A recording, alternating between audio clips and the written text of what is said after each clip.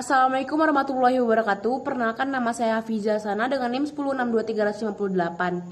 Di sini saya membuat video ini untuk menyelesaikan tugas hukum pidana dengan dosen pengampu Muhammad Aiman SHMH. Dan di sini saya akan membahas mengenai materi kelompok 5, yaitu azas-azas hukum pidana. Dapat disimpulkan bahwa azas hukum dan prinsip hukum bukanlah peraturan hukum konkret, melainkan merupakan pikiran dasar yang umumnya sifatnya atau merupakan latar belakang dari peraturan yang konkret yang terdapat di dalam dan di belakang setiap sistem hukum yang terjelema dalam peraturan perundang-undang dan putusan hakim yang merupakan hukum positif dan dapat dikemukakan dengan mencari sifat-sifat umum dalam peraturan konkret tersebut. Fungsi ilmu hukum adalah mencari azas hukum ini dalam hukum positif.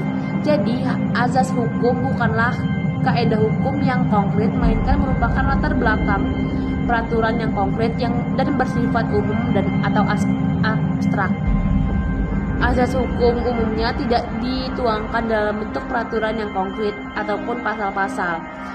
Akan tetapi, tidak jarang azas hukum itu dituangkan dalam peraturan-peraturan yang konkret. Adapun azas-azas hukum dari beberapa pendapat mengenai azas hukum ini sendiri, yaitu ada Bella Freud. Azas hukum adalah norma dasar yang dijabarkan dari hukum positif dan yang oleh ilmu hukum tidak dianggap berdasarkan aturan-aturan yang lebih umum. Azas hukum itu merupakan pengendap hukum positif dalam suatu masyarakat. Adapun azas hukum legalitas.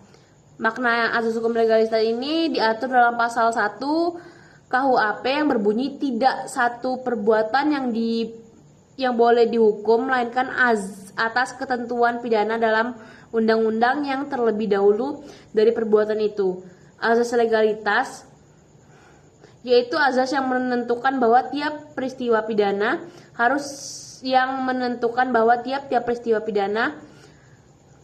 atau tidaknya oleh satu aturan hukum yang telah ada dan berlaku sebelumnya orang itu melakukan perbuatan. Setiap orang yang melakukan delik diancam dengan pidana yang harus mempertanggungjawabkan secara hukum perbuatan itu. Adapun tujuan azas legalitas ini adalah memperkuat adanya kepastian hukum, mencerminkan keadilan dan kejujuran bagi terdakwa, mengaktivitaskan deterrent fungsional dari sanksi pidana, mencegah penyalahgunaan kekuasaan, dan memperkokoh penerapan the rule of law.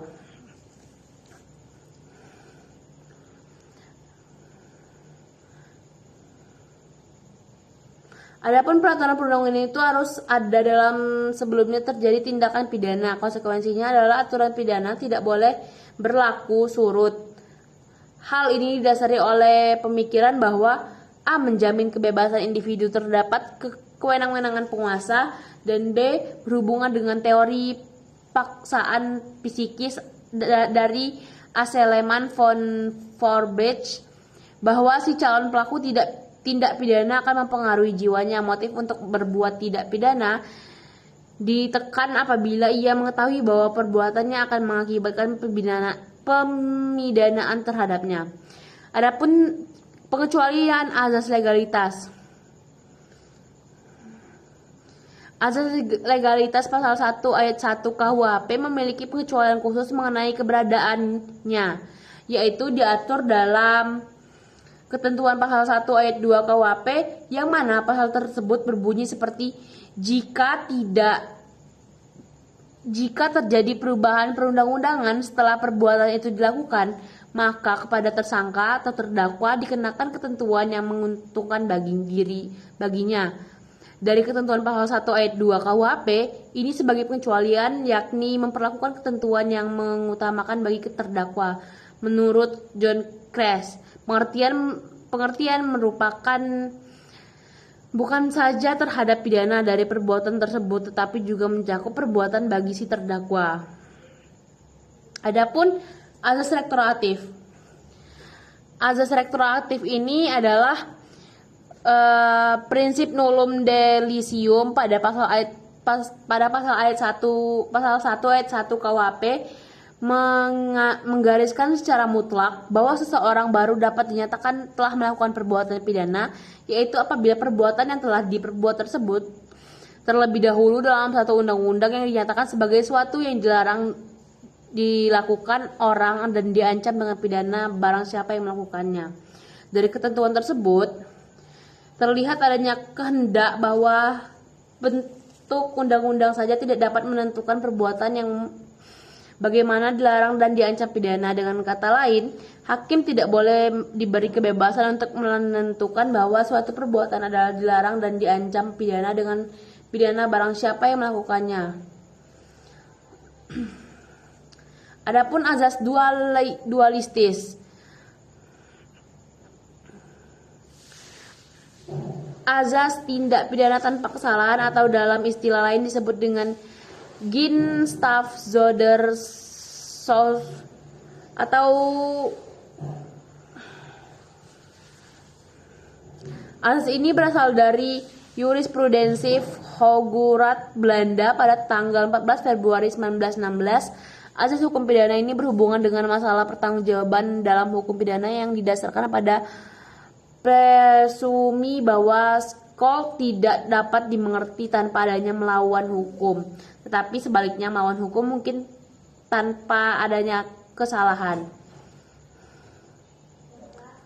Adapun azas nasional pasif dan asas normatif aktif.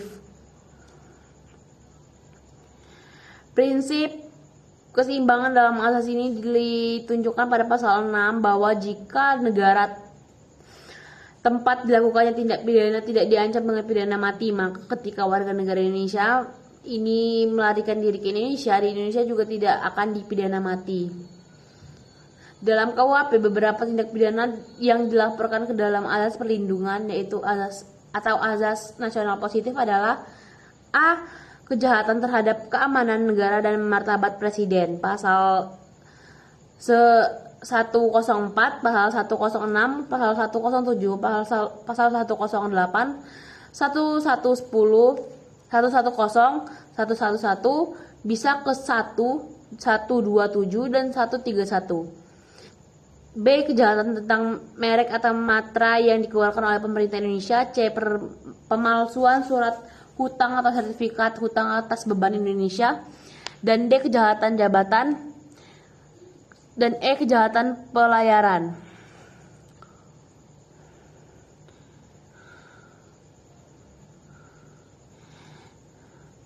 Jadi kesimpulannya, azas-azas hukum pidana merupakan landasan penting bagi sistem hukum pidana di Indonesia yang memberikan batasan azas-azas hukum dalam proses penegakan hukum. Azas hukum adalah fondasi utama untuk menjadi dasar pembentukan berbagai peraturan hukum. Azas-azas hukum pidana merupakan prinsip-prinsip dasar yang menjadi landasan dalam sistem hukum pidana di Indonesia. Prinsip ini bertujuan untuk memastikan bahwa proses penegakan hukum berjalan secara adil, transparan, dan sesuai dengan nilai-nilai yang terkandung dalam sistem hukum nasional. Beberapa azas utama yang menjadi pilar hukum pidana meliputi azas legalitas, azas non-retroaktif, azas kesalahan, azas keadilan, dan azas kepastian hukum. Selain itu, azas-azas tambahan seperti azas teritorialitas, azas personalitas, dan azas perlindungan juga menjadi penting dalam mengatur penerapan hukum pidana, baik dalam konteks nasional maupun internasional. Baik, itu tadi penjelasan dari saya tentang materi kelompok 5. Saya akhiri, wassalamualaikum warahmatullahi wabarakatuh.